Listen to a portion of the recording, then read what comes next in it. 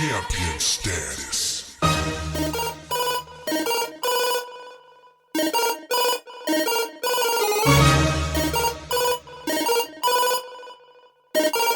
Champion status.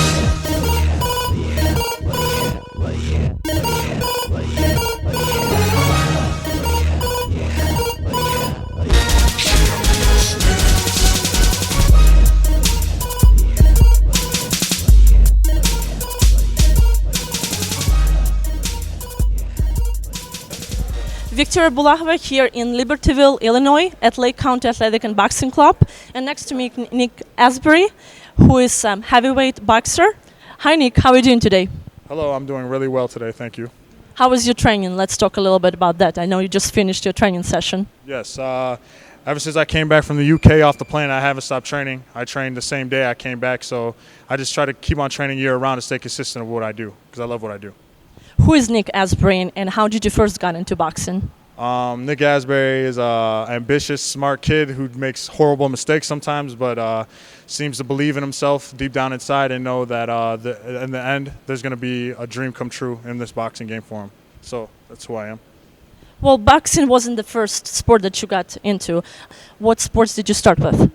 My first sport was actually football. That was my first love because I played it since I was a little kid.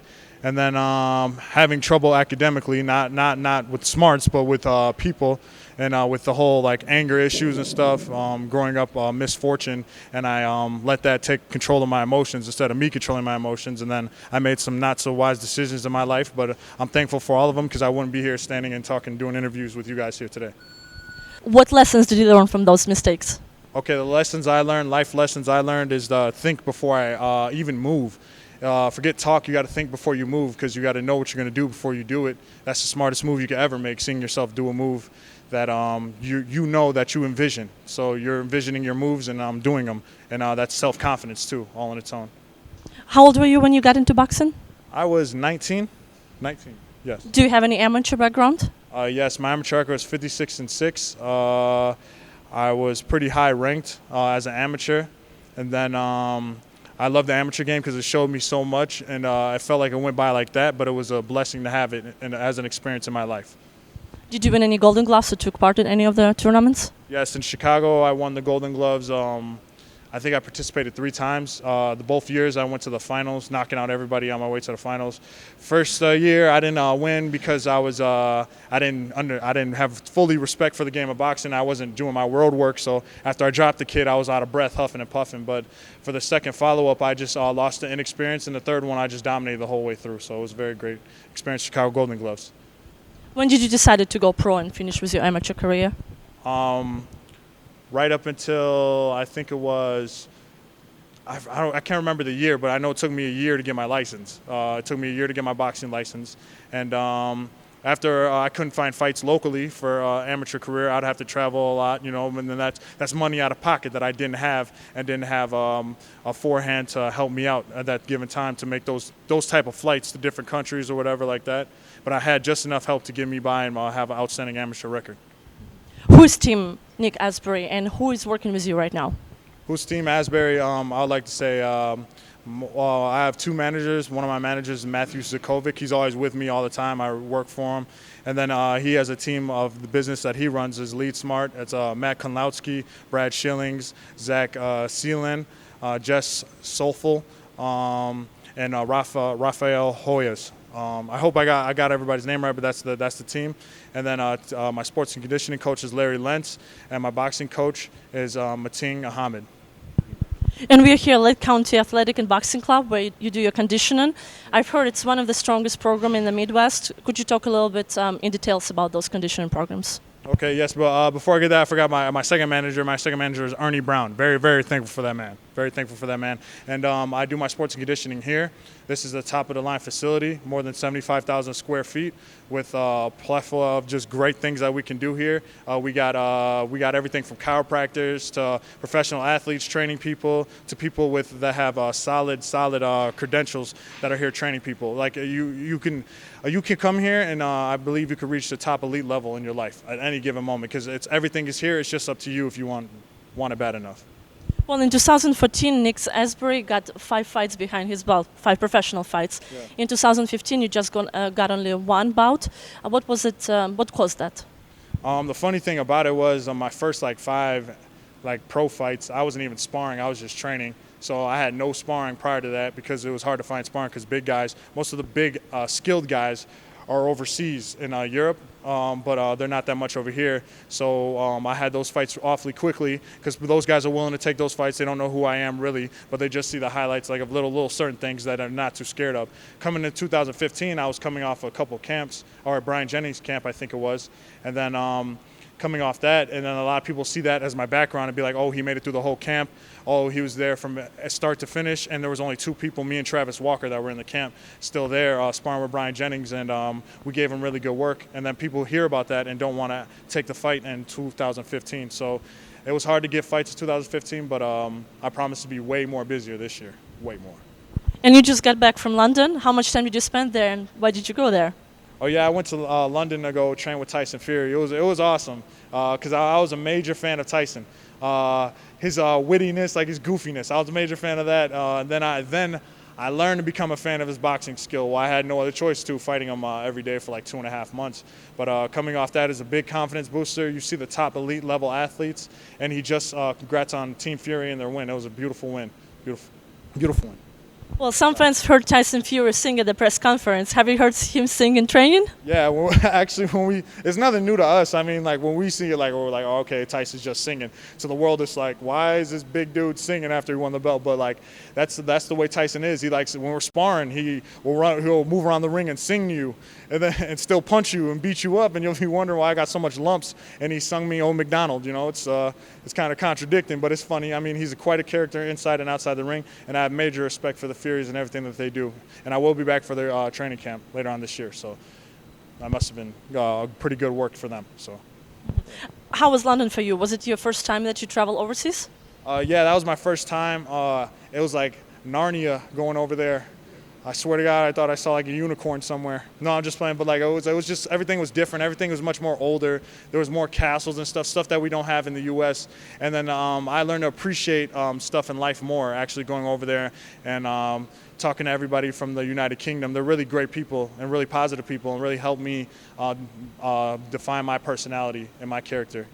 What motivates you, particularly in boxing? What motivates me is I think I have like this from day one when I was born, I always thought I was a superhero. So I feel like this is the closest thing I could be to a superhero without getting arrested and without having to wear tights.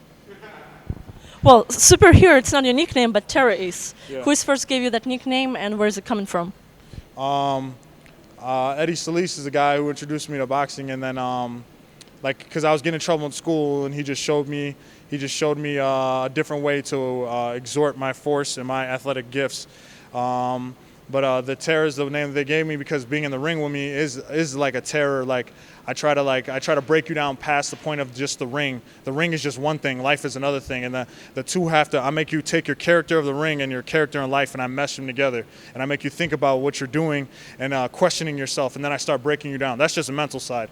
The physical side, the skill asset speaks for itself. I mean, I practice every day inside and out, and I'm willing to take criticism inside and out every single day. So that's my best friend. So yeah, that's why I call him terror. Well, 2015 is almost coming to the end. Ahead of us is 2016. What are your plans, and what's next for Nick in 2016? My plans is to get more fights, just rack up the fights, and keep my winning record above 500. Because me and my manager went over some things recently that we had discussed. We went over, we were looking at people's records of trying to find opponents for me. So we looked over people's records and saw that I have above 500 record as opposed to most prospects coming up, which most people wouldn't acknowledge, but that's the way it turns out to be. And that we want to keep on finding people who have above winning records to keep that going, so it makes my resume look good. It makes my resume look good. Any potential fights coming up in the beginning of the year? January 29th on also my main promoter, Bobby Hitz, on his card. He's a great guy, helping me move forward, helping me continue to keep me focused. He's a great guy and great promoter, and I would recommend him to anybody. And basically, that's the fight coming up next. We had an opponent picked out, but I'm not going to say anybody's name. But they didn't take the fight. We're gonna keep on looking for opponents that are willing to take the fight. I don't back down from anybody. All I do is sign contracts, show up on the date, look fly and flashy, and then whoop butt, and then that's what I do. That's what I'm made to do. If everybody plays a role on the team, then it will be a team success. Because honestly, I'm just a part of the team. I'm just a part of the piece of the puzzle. There's a big piece of the puzzle that I'm just a little piece, tiny piece of, and I just have to do my part. So I try to do my part to the best of my ability. No cockiness involved, because I pray before I eat every day. So. Well, on December 19th, you just turned 25. Big date for you. What are the goals for the next years to come? To basically grow as not just somebody inside the ring, but somebody outside the ring. Because you can always be an athlete, but it's better to be somebody as a character that somebody respects outside the ring. Because I could do all this stuff inside the ring, and then people wonder who is Nicholas Asberry outside the ring. And I want to be able to show that I'm a character, and I came up from nothing, and I basically grinded my way to be a great individual overall. It's more than just looking good inside the ring and then acting like a clown outside. Because I'm an example. Like I said it before, I want to be a superhero, and like Uncle Ben said, with great power comes great responsibility. Eat your Wheaties. Where people could find you?